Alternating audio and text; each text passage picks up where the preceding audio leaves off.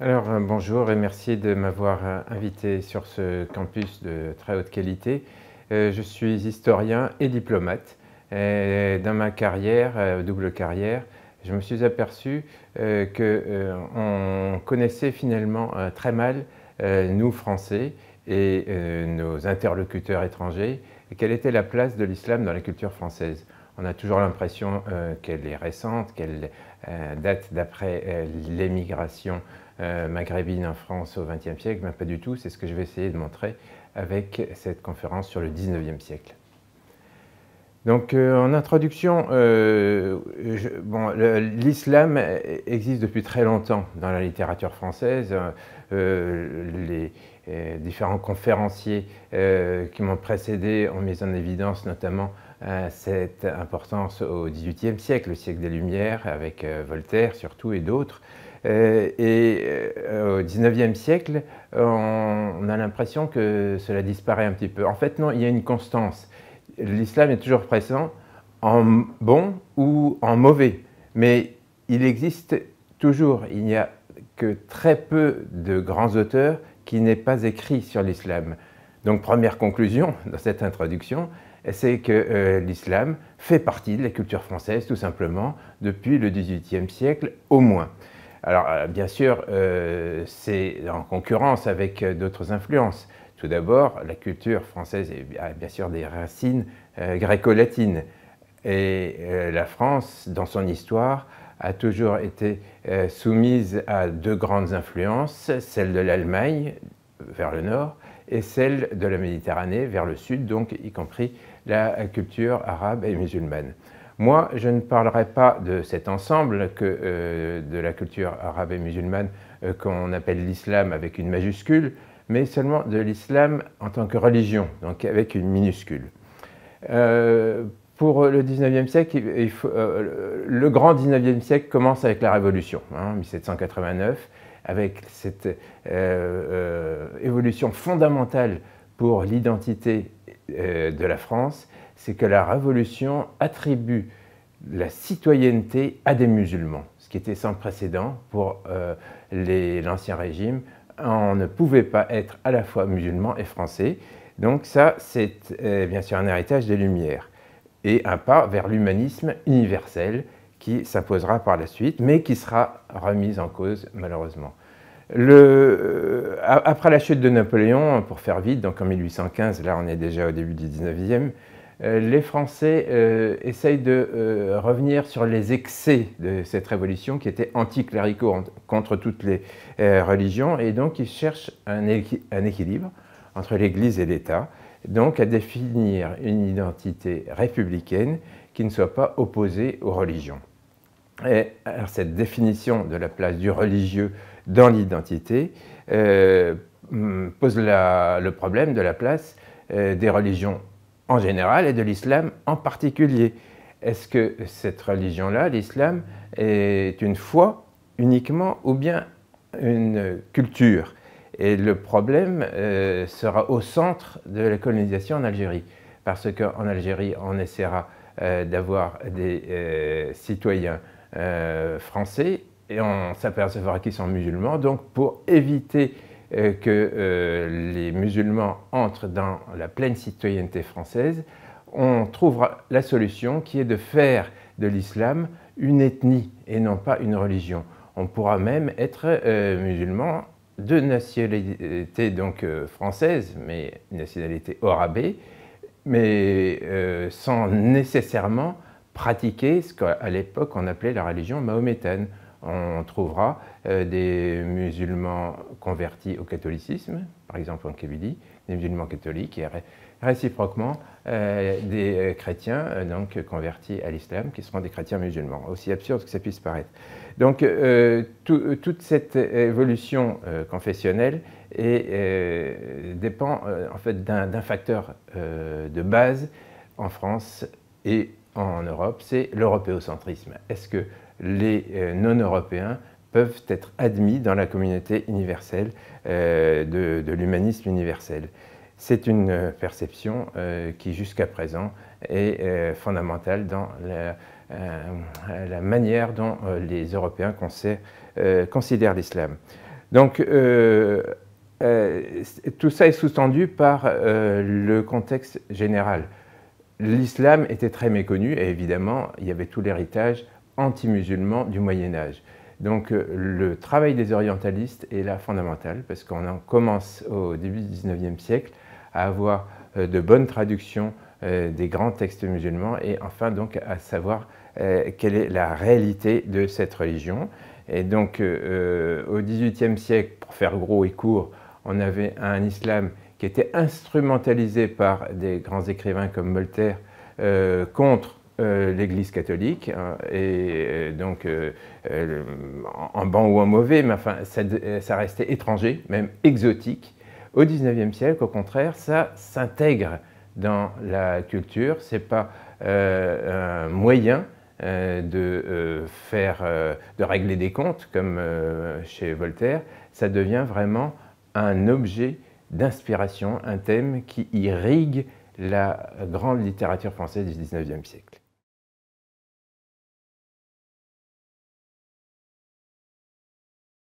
Premier grand islamophile français, c'est aussi curieux que ça puisse paraître, parce que tout le monde l'a oublié, c'est Napoléon. Il y a des pseudo-historiens actuels, islamophobes, qui se prétendent admirateurs de Napoléon. Ben, apparemment, ils ne l'ont pas lu, tout simplement, puisque Napoléon était bien sûr, un grand politique qui a manipulé l'islam lorsqu'il était en Égypte pendant sa conquête, mais s'il l'a fait, c'est parce qu'il avait compris que l'islam, c'était quelque chose qui était le moteur de la civilisation dans le pays où il était. Alors que pour ses prédécesseurs, et même beaucoup de ses successeurs, l'islam, c'était quelque chose qu'on mettait à part. Non, donc, bien sûr, il a manipulé l'islam, mais c'est parce qu'il a essayé de le comprendre, et au fur et à mesure de son intérêt pour l'Orient, qui n'a jamais baissé, il a compris que l'islam n'était pas seulement un facteur politique, mais aussi un facteur intellectuel et spirituel. Et je cite donc ce qu'il disait à Sainte-Hélène, donc peu avant sa mort, en 1821. L'islam est la vraie religion. J'espère que le moment ne tardera pas où l'islam prédominera dans le monde. C'est Napoléon qui a dit ça. Donc, bien sûr, c'est le premier des islamophiles, mais il y en aura d'autres au XIXe siècle. Le premier grand auteur à citer, c'est Lamartine, qui ouvrira la voie à Alexandre Dumas, Victor Hugo, Arthur Rimbaud, Jules Verne et d'autres moins connus. Et c'était courageux de la part de Lamartine parce que c'était un homme public, un homme politique. Et ses positions favorables à l'islam ont certainement joué un rôle dans sa marginalisation. Il a été marginalisé dans la seconde partie de sa vie. Les écrivains islamophobes sont bien connus au XIXe siècle, mais il y en a d'autres, et non des moindres, qui sont islamophiles. Et il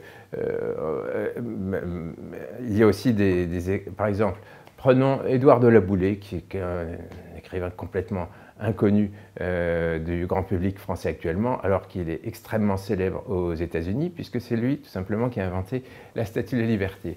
Il y a Édouard de La Boulay, qui était un sénateur à vie, il était membre de l'Institut, et il a écrit une nouvelle magnifique qui s'appelle Abdallah ou le trèfle à 4 feuilles. Bien sûr, la couverture de ce livre, qu'est-ce qu'on trouve? Allahu Akbar. Si on me disait ça au Vulgum Pecus d'aujourd'hui, on le traiterait immédiatement d'islamiste ou bien pire. Bien, La Boulay, c'était le centre de l'establishment français au milieu du XIXe siècle. Il est moins connu que ce dont je vais parler maintenant, mais cela prouve qu'on a peut-être raison de se focaliser sur ceux qui ont rejeté l'islam, mais il y en a beaucoup d'autres, et c'est à la gloire de la culture française, qui, au contraire, ont compris ce que c'était que l'islam et aussi la culture musulmane.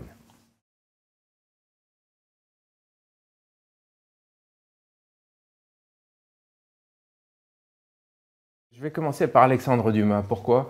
D'abord parce que je l'aime bien, puisque c'est un grand auteur sur lequel portera mon prochain livre, hein, qui s'appelle Récits d'Arabie et qui sera publié au premier trimestre 2022 chez l'Harmattan.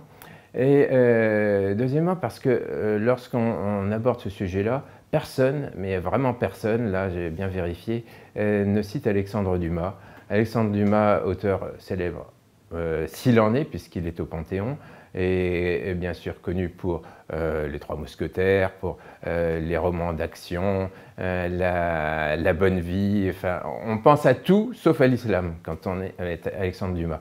Alors certains spécialistes savent qu'il s'est intéressé au Maghreb, où il a fait un voyage, à l'Égypte, il a écrit un livre, Voyage au Sinaï, et au Caucase, donc c'est tout de même, et il a toujours rêvé d'aller en Orient. Mais peu de gens savent qu'il a écrit des centaines de pages. En fait, là, mon prochain livre en aura presque 600 sur l'Arabie, et notamment sur la Mecque et la religion musulmane. Il y a une centaine de pages sur la question.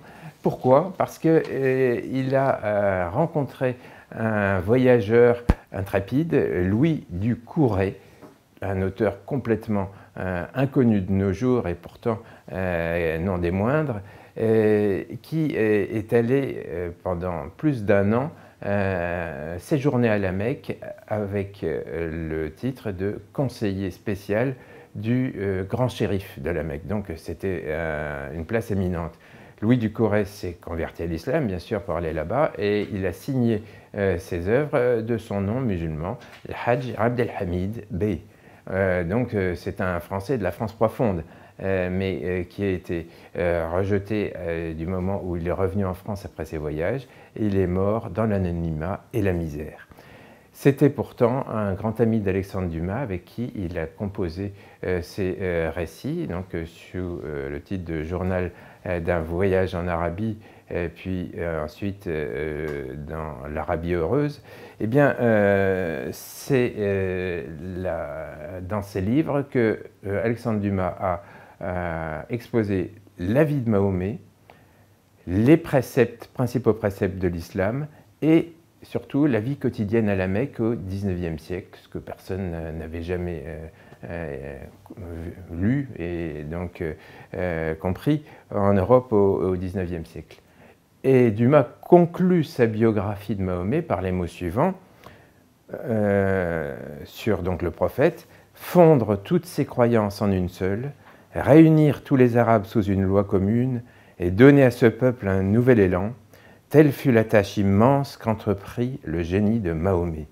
Comment donc refuser un tribut d'éloge au créateur de tout ce que l'histoire musulmane offre de grand, de noble, de glorieux? Alexandre Dumas. Donc Dumas, ce qui est passionnant chez lui, c'est que, contrairement à beaucoup d'orientalistes, il ne se sert pas de l'Orient pour se comprendre lui-même. Ce n'est pas un but identitaire. Ce n'est pas non plus une recherche d'exotique. Il ne va pas chercher lui-même en Arabie. Pour lui, l'Arabie, c'est comme n'importe quel pays. Il faut aller découvrir les hommes. Ce qui l'intéresse, ce sont les gens. Et ces gens, en l'occurrence en Arabie, évidemment, sont musulmans. Eh bien, ces orientaux, donc musulmans, qu'il rencontre et dont il compte les histoires rocambolesques, à la manière, bien sûr, d'Alexandre du Grand, Alexandre Dumas, et ils sont pétris d'humanité. Ils ont tous les défauts et aussi les qualités de ses voisins de Villers-Cotterêts, puisque c'est un Français de Villers-Cotterêts. Donc il les prend comme ils sont. C'est le fondement de l'humanisme. C'est-à-dire que les musulmans, contrairement à ce qu'on avait au XVIIIe siècle par exemple, ne sont pas des gens bizarres ou bien étrangers à notre culture. Non, ils sont comme nous, tout simplement. Donc c'est ça le vrai respect. Et l'Arabie, en général, n'a rien de mythique chez lui. Ce que les héros d'Alexandre Dumas vivent en Arabie, ils pourraient le vivre n'importe où. et même pour acclimater le lecteur, pour lui montrer, lui faire bien comprendre que ces musulmans n'ont rien de bizarre, qui sont comme lui. Et qu'est-ce qu'il fait? Eh bien, il démystifie. Quand on va à la Mecque, même pour les musulmans occidentaux, on a l'impression d'être entre ciel et terre. La Mecque, c'est la ville sainte, évidemment, c'est juste. Mais la Mecque, c'est aussi une ville où on vit sa vie quotidienne et où tout peut se passer comme ailleurs. Eh bien, le héros, donc Louis Ducouret, Abdelhamid Bey, qui raconte des histoires vécues, c'est pas de l'imagination.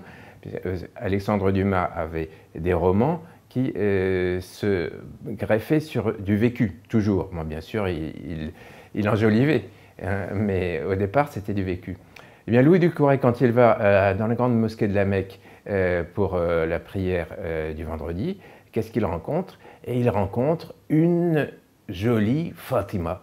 Et c'est Fatima qui le drague.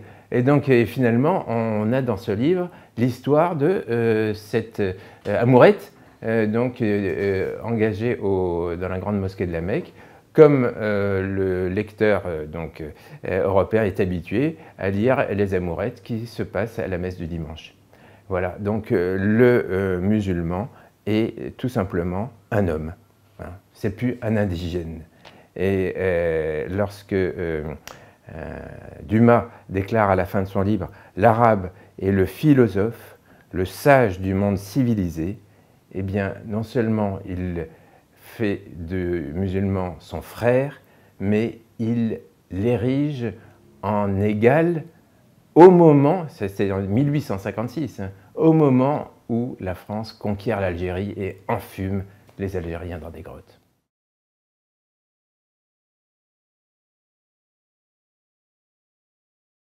Alors le romantisme, en gros, c'est la première moitié du XIXe siècle, un romantisme littéraire.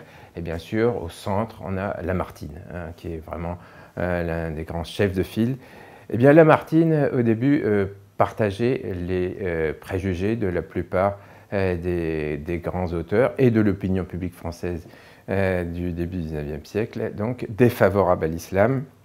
Et au début de son voyage en Orient, vous savez que Lamartine est allé au Proche-Orient, c'est-à-dire surtout Liban-Syrie, en 1832, publié en 1834. Eh bien, dans ce voyage en Orient, il fait de l'islam, il juge que les dogmes du Coran ne sont que du christianisme altéré. Vous voyez l'ampleur des préjugés. L'ambiance au XIXe siècle, c'était de chercher en Orient une définition de l'identité occidentale, en l'occurrence l'identité française. L'identité française n'étant pas musulmane, évidemment, à l'époque, eh bien, ils ont cherché un Orient fantasmé, un Orient désorientalisé, et un Orient dont la colonne vertébrale, à savoir la culture musulmane et la religion musulmane, est en grande partie évacuée.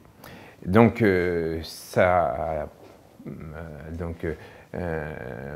entraîné Lamartine avec beaucoup d'autres auteurs, alors carrément islamophobes, comme Alfred de Musset, Alfred de Vigny, Théophile Gautier, le plus important d'entre eux, Chateaubriand, qui était le pire, et à la fin de toute cette vague, Ernest Renan, qui était vraiment un ennemi déclaré de l'islam. Tout cela avait donc charrié toute une idéologie qui préparera le colonialisme. Le colonialisme, en l'occurrence, c'était l'Algérie pour la France, et c'est ce que l'on connaît bien dans la critique de l'orientalisme avec Edward Said qui a mis ça parfaitement en lumière, il a eu raison, mais Edward Said ne cite ni Alexandre Dumas ni Victor Hugo. Et donc en fait, tout ce qu'il cite est vrai, mais c'est en partie vrai. Il y a une autre partie qui un peu sauve les préjugés défavorables à l'islam, mais c'est celle dont on va parler.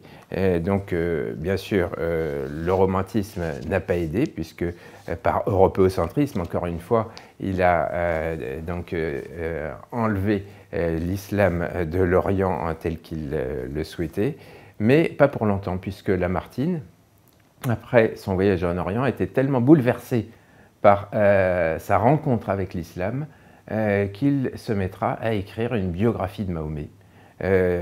C'est dans la deuxième partie de sa vie, puisqu'il avait 64 ans lorsqu'elle paraît en 1854. C'est un travail qui a été critiqué, puisque pour une fois, en fait, la vie de Mahomet de Lamartine, c'est le premier ouvrage français à ne pas dénigrer le prophète de l'islam et à se reposer sur des sources musulmanes. En fait, la principale source de Lamartine, c'est le syrien, historien, Abul Fida al-Hamawi, l'auteur de Al-Mukhtasar fi Akhbar al-Bashar, histoire abrégée du genre humain en français, qui avait été traduit par les orientalistes dont j'ai parlé tout à l'heure, donc c'est en 1837, par Noël des Vergers.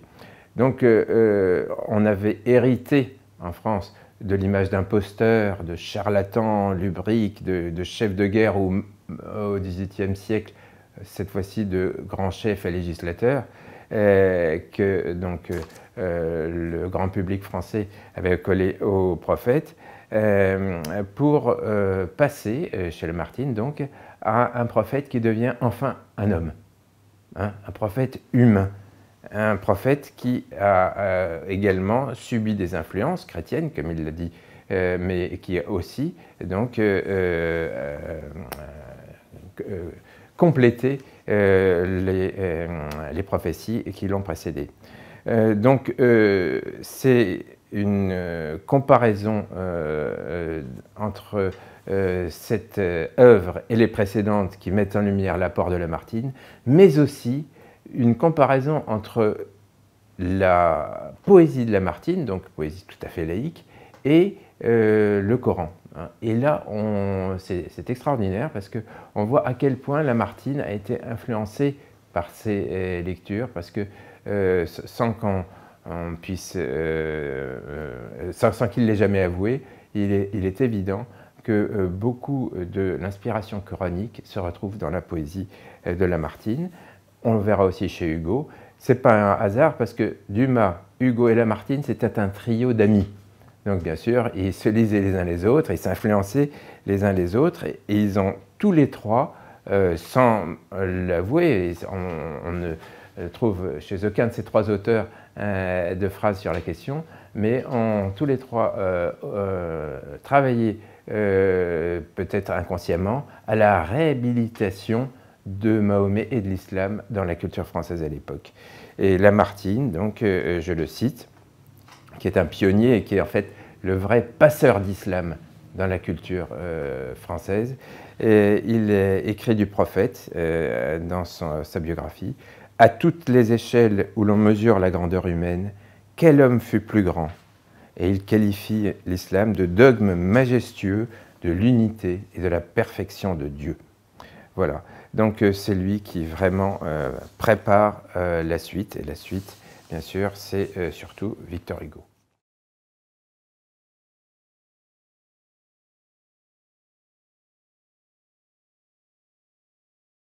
Il y a un paradoxe parce que donc, Victor Hugo, c'est peu connu, mais il suffit de s'y pencher. C'est là le livre que je prépare sur le sujet, Victor Hugo et l'islam. On trouve plus d'une centaine de mentions de Mahomet ou du Coran dans l'œuvre de Victor Hugo, du début à la fin. Donc ça prouve que Victor Hugo a trouvé une de ses sources d'inspiration dans l'islam. Ce n'est pas seulement un objet de curiosité. Et pourtant, Victor Hugo non seulement vivait à l'heure de la conquête de l'Algérie, mais il l'a soutenu. Victor Hugo était un fervent colonialiste qui considérait qu'il fallait remplir la mission civilisatrice en Algérie en assimilant les Algériens et ceux qui ne voulaient pas, en leur coupant la tête. Il l'a écrit tel quel. Donc c'était vraiment très violent. Alors que Lamartine et Dumas étaient horrifiés par la façon dont Bugeaud et d'autres avaient mené la conquête de l'Algérie, Hugo, lui, non, était tout à fait imperméable à ce genre de critique. Bien, en politique, là, il s'agit de politique, et en religion, c'est la même chose. Hugo a beaucoup évolué. Au début de sa carrière, Hugo était un ultra-royaliste. Ensuite, il est devenu le démocrate que l'on célèbre maintenant. En religion, il était très opposé à l'islam, même s'il n'avait aucune éducation religieuse, mais il était influencé par Chateaubriand, qui était un ultra-catholique. Eh bien, il est devenu ensuite, comme on va le voir, un chantre de l'islam. Donc, il s'est intéressé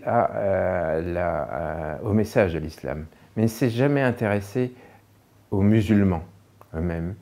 Il était trop européocentrique pour cela, et surtout, en fait, il n'a jamais fréquenté de musulmans. Il n'en a pas connu, contrairement à Lamartine qui est allé en Orient, et Dumas, idem.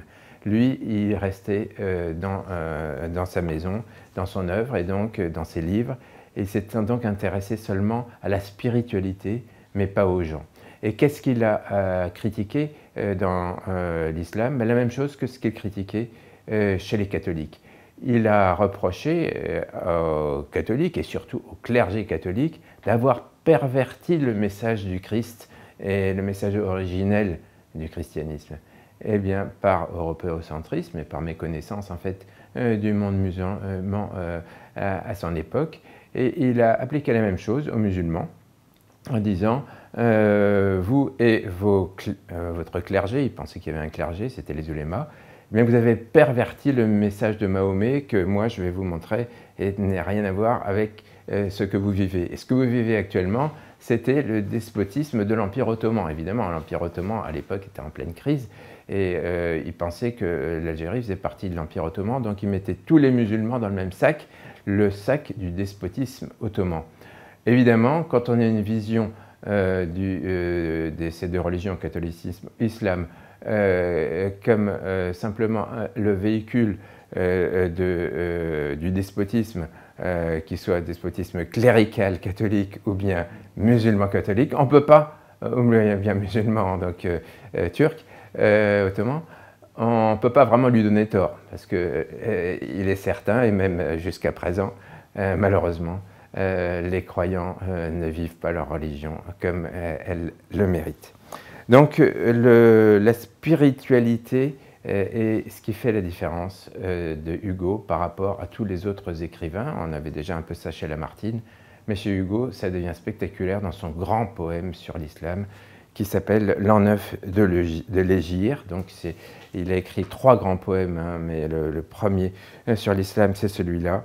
Et je vais m'attarder un peu dessus parce que c'est ceci qui emporte l'enthousiasme des musulmans.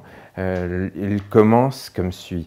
Comme s'il pressentait que son heure était proche, grave, il ne faisait plus à personne un reproche.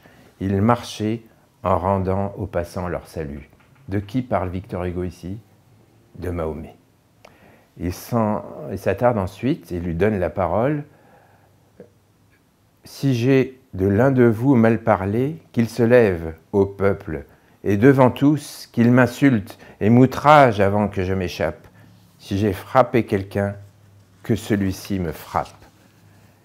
Et la fin du poème est la transposition poétique du récit de Aïcha, l'épouse préférée de Mahomet, au chevet du prophète mourant. Donc c'est toujours Mahomet qui parle. J'ai complété d'Arissa la lumière imparfaite. Je suis la force, enfant.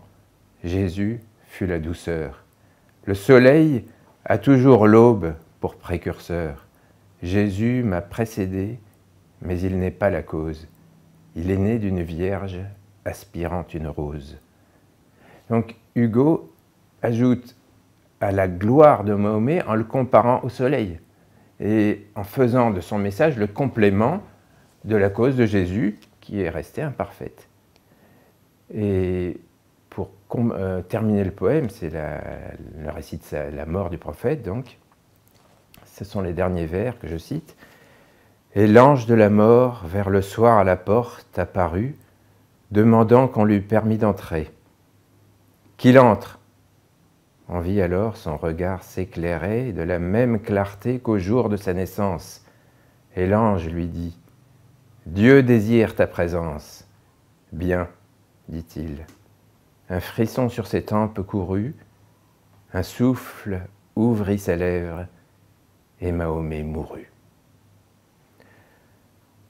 Avant Hugo, Voltaire et d'autres avaient déjà dépeint un prophète de l'islam héroïque et résigné face à la mort, mais personne n'avait atteint l'intensité dramatique de cette scène. Victor Hugo s'empare de l'histoire sainte de Mahomet pour la sublimer.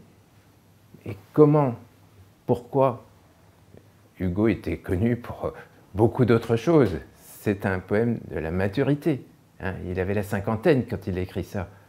Pourquoi tout d'un coup faire de Mahomet un inspirateur et même glorifier sa mémoire? Bien, Mahomet avait évidemment énoncé sa prophétie en poésie. Le Coran, c'est un immense poème. Il est naturel que le grand poète qu'était Hugo s'intéresse à ça. De plus, Hugo assimilait prophète et poète. Et donc, il s'est intéressé à la prophétie poétique de Mahomet, qui pour lui avait composé le Coran.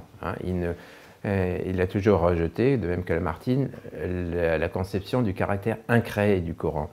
Et il a même essayé de versifier en français du Coran, de façon à vous savez, le Coran en traduction française est très difficile à apprécier et même à comprendre.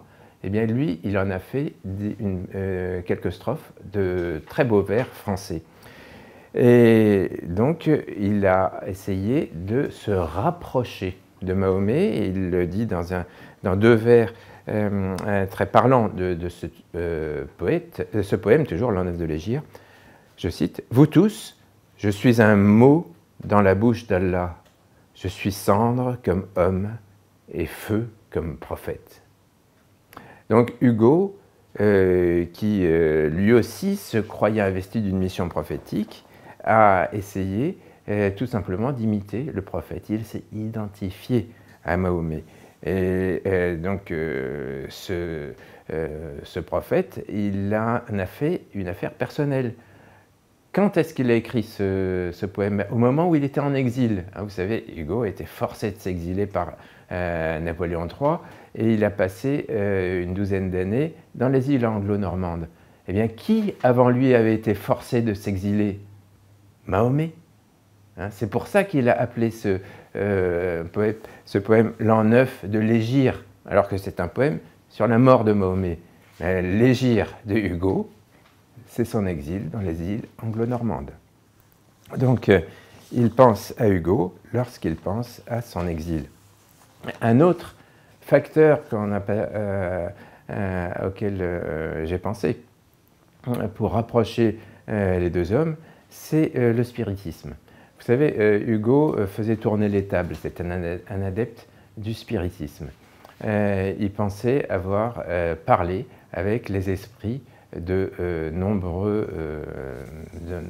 grands disparus, au nombre desquels Mahomet, d'ailleurs, Mahomet est le seul oriental à avoir connu ce sort sur une centaine de comptes rendus de dialogue avec les esprits. Je vais citer donc celui avec Mahomet. Victor Hugo pose la question à Mahomet. Après la mort, dans les mondes plus heureux, a-t-on une forme? Comment se reconnaît-on? Réponse extraordinaire, pas de Mahomet, bien sûr, c'est de l'autosuggestion. Mais je vous cite cette réponse de Mahomet. Les âmes se reconnaissent entre elles au reflet de leur corps. Le ciel est un miroir qui garde les images de la vie. Rien n'est perdu. La tombe ne prend au corps que le squelette. La forme monte aux cieux. Et il y a des sourires qui s'envolent avec les âmes et des regards qui sont dans le ciel avant que la mort ait fermé les yeux. Ce qui est extraordinaire là-dedans, c'est voir à quel point donc, Victor Hugo prête des propos aux prophètes de l'islam qui pourraient être, qui auraient pu être consignés par écrit par les plus grands mystiques chrétiens, hein, comme Sainte Thérèse d'Avila ou d'autres. Et donc, cette identification va jusqu'à une imitation. Hein. Je cite encore les vers du même poème. C'est Mahomet qui parle, une fois de plus. « Les hommes surtout ont fait saigner ma vie. Ils ont jeté sur moi leur haine et leur envie. Et comme je sentais en moi la vérité, je les ai combattus, mais sans être irrité. Et pendant le combat, je criais « Laissez faire, je suis seul, nu, sanglant, blessé. Je le préfère. » Encore une fois, Hugo prête à Mahomet ce qu'il a enduré lui-même, mais d'une façon extraordinaire, évidemment, quand on pense à la façon, à l'image déplorable qu'avait la grande majorité de son lectorat au sujet du prophète de l'islam. Donc, ce qui l'intéresse chez Mahomet, c'est lui-même, bien sûr. Hein, il était très égocentrique, et son mysticisme, mais pas par orgueil, parce que Hugo se croyait lui-même possédé par Dieu. Et il présente donc Mahomet comme un exemple de possédé par Dieu, un individu à suivre. Il est donc moins fasciné par l'islam en tant que tel, d'ailleurs il ne commente pas le dogme, que par le prophète et sa poésie. C'est une attitude qui lui vaudra beaucoup de critiques. À la publication de son poème, on lui dira, on le brocardera, on lui reprochera de faire l'apothéose du charlatan de la Mecque, par exemple. Mais il, en s'identifiant au prophète, il, bien sûr, sera un chantre de l'humanisme. Le deuxième poème, c'est le Cèdre. C'est moins connu que L'an neuf de l'Hégire, et pourtant c'est formidable parce que c'est un poème d'abord tout à fait politique, puisque Hugo l'a écrit au lendemain du massacre de Djeddah. C'est en juin 1858, un conflit sur le rejet en fait de la mainmise européenne de l'Arabie, qui a provoqué dans tous les médias européens une vague anti-islamique sans précédent, alors qu'il y avait auparavant tout de même, pas vraiment d'intérêt pour l'islam, mais pas de détestation. Là, on en revenait vraiment aux croisades, à l'esprit de croisade. Bien, Victor Hugo a écrit le Cèdre à ce moment-là pour s'opposer à cela. Et il a donc décidé, on le verra, mais personne ne l'a bien compris parmi les analystes du poème, on verra qu'il a même fait un exemple d'œcuménisme. Je commence donc le poème avec Victor Hugo, qui parle cette fois-ci non pas de Mahomet, mais du calife Omar ibn al-Khattab, qu'il appelle Homer. Donc le début, c'est Homer, cheikh de l'islam et de la loi nouvelle, que Mahomet ajoute à ce qu'Issa révèle, Issa c'est bien sûr Jésus, à ce qu'Issa révèle, marchant, puis s'arrêtant, et sur son long bâton, par moments, comme un pâtre appuyant son menton, errait près de Djeddah la Sainte, sur la grève de la mer Rouge, où Dieu luit comme au fond d'un rêve. Écrire Djeddah la Sainte dans le contexte que je viens de citer, c'est une provocation terrible. Victor Hugo, là, est à contre-courant de tout ce qui était écrit à ce moment-là. Et donc, cette entame trace une mission de réconciliation entre l'islam à Jeddah, donc juste à côté de la Mecque, évidemment, avec son grand calife Omar.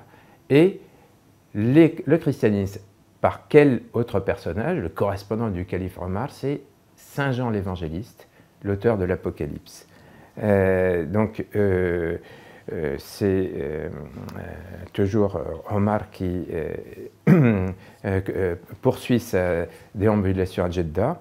Omer, le puissant prêtre, au prophète pareil, aperçut tout auprès de la mer Rouge, à l'ombre d'un santon, un vieux cèdre au grand feuillage sombre, croissant dans un rocher qui bordait le chemin. Alors, le santon en question, c'est la coupole du tombeau d'Ève. Jeddah, ça veut dire la grand-mère en arabe, c'est l'endroit où a été, selon la tradition bien sûr, enterrée Ève. De la pierre noire qui symbolisait le tombeau, le nombril d'Ève, donc c'était une pierre de Renaissance évidemment, on a fait un lieu de pèlerinage musulman, mais tout à fait œcuménique, il y avait des chrétiens qui allaient aussi. Eh bien, de ce tombeau d'Ève jaillissaient des palmiers dont Hugo a fait un cèdre, parce que le cèdre, c'est le symbole de l'immortalité hein, dans les traditions proche-orientales. Eh bien, ce cèdre, donc, en français, évidemment, on a en image, dans la tête, l'image du cèdre de Liban. Mais dans sa poésie, Hugo, qui est un malin, montre bien que ce cèdre n'a pas d'épines, mais de larges feuilles. Donc évidemment, c'est en fait un palmier. Mais pourquoi l'a-t-il appelé cèdre? Parce qu'il avait lu le Coran. Et dans le Coran, il a vu que le prophète avait reçu la révélation au pied d'un jujubier, en arabe, sidra. Et lorsque le prophète a fait son voyage onirique, l'Isra, pour relier l'islam aux religions monothéistes qui l'avaient précédé, eh bien, il s'arrêtera au 7e siècle, au Sidrat el-Muntaha. Eh bien, Sidra, c'est le cèdre, tout simplement. Voilà, donc c'est une façon pour Hugo de relier donc, les traditions. Donc, Omar, le grand calife Omar, ordonne au cèdre, écoutez, cher Omer, étendit à l'horizon sa main vers le nord, habité par les aigles rapaces, et montrant au vieux cèdre au-delà des espaces la mer Égée, et Jean, endormi dans Patmos, il poussa du doigt l'arbre et prononça ces mots. « Va, cria-t-il, va, cèdre, au nom du Dieu vivant. » Donc le cèdre s'envole de Jeddah jusqu'à l'île de Patmos, en Grèce, de la même façon que le prophète s'était envolé sur sa jument El Buraq pour aller au 7e siècle.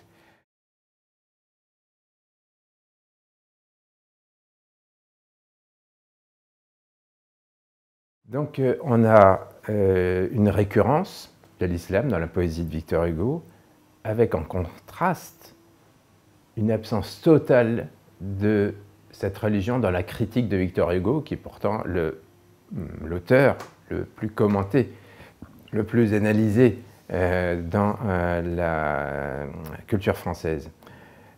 Cet islam est une source d'inspiration pour Hugo, et non pas un objet littéraire ou bien historique. Cela veut dire, première conclusion, que en fait, si c'est advenu, c'est parce que l'islam faisait déjà partie de la culture française, même si on ne s'en apercevait pas. Sinon, Hugo, qui était le plus européocentrique de nos auteurs, n'aurait pas pu pénétrer cette culture. Son interculturalité est évidemment remarquable, extraordinaire, mais il n'empêche qu'elle avait été préparée par Lamartine et par ceux qui l'ont précédé. Donc ce parcours de Hugo, qui au départ était imposé à l'islam et qui est devenu ensuite le chantre de cette religion, montre bien que la culture française s'était ouverte petit à petit à cette altérité. On qualifie souvent cette culture comme une culture judéo-chrétienne, ce qui est en partie vrai, mais on a oublié qu'elle est aussi islamo-chrétienne. on la qualifie souvent de gréco-latine, eh bien, elle est aussi arabo-européenne. Donc cela montre bien que Hugo est un auteur, bien sûr le plus français des auteurs français, eh bien c'est aussi un auteur qui a une inspiration musulmane et de la religion. Hein, on pense toujours à l'islam, à la civilisation islamique, avec son apport à la Renaissance européenne, etc. Non, mais c'est la religion aussi qui apporte à la culture, à la grande culture française, à celle qui est au Panthéon. Donc ça, c'est la première chose. Et bien sûr, ça soulève l'enthousiasme des musulmans. Sur la toile, on a toute une série d'assertions, comme quoi Hugo s'était converti à l'islam. Non, pas du tout, il ne s'est pas converti. Mais on n'a pas besoin d'être converti pour respecter cette religion. Donc c'est important pour les élèves d'aujourd'hui qui apprennent Victor Hugo, comme chacun à l'école, de savoir qu'il a également composé des vers en hommage et même en respect de l'islam. Donc c'est un message pour toute la culture française d'aujourd'hui. Et le fait que cette évidence, s'il suffit de lire Victor Hugo, soit récusée, refoulée, eh bien, ça nous informe tout simplement sur notre culture. Hein. Si on n'est pas capable de comprendre que le plus grand de nos écrivains, celui que tout le monde admire, eh bien, il admire l'islam, ça veut dire qu'il y a quelque chose qui ne fonctionne pas chez nous. Hein. C'est tout simplement le refoulement de la part islamique de l'identité française. Bien sûr, c'est pas exclusif d'autres intérêts chez Victor Hugo. Victor Hugo disait toutes les religions sont mauvaises et toutes sont bonnes. Ça veut dire qu'il n'était pas focalisé sur l'islam, bien sûr. Il était critique et en même temps il discernait les valeurs spirituelles de toutes les religions, y compris de l'islam. Et donc il a prouvé, avec d'ailleurs avant lui Alexandre Dumas, Lamartine et puis d'autres moins connus, que Mahomet et l'islam faisaient partie de la culture européenne, tout simplement.